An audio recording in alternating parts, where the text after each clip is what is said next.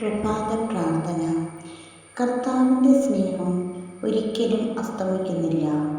അവിടുത്തെ കാരുണ്യം അവസാനിക്കുന്നില്ല. ഓരോ പ്രഭാതത്തിലും അത് പുതിയതാണ്. വിലാപങ്ങൾ 3:22.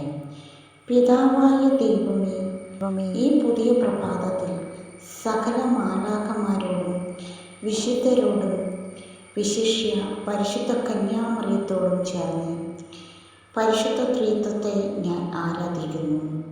ഈ ദിവസം മുഴുവൻ ദൈവമഹത്വം എന്നെ ആവരണം ചെയ്യട്ടെ.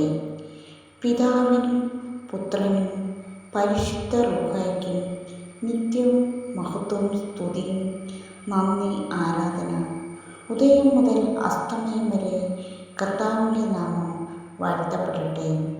സങ്കീർത്തനം 113:13. ആമേൻ.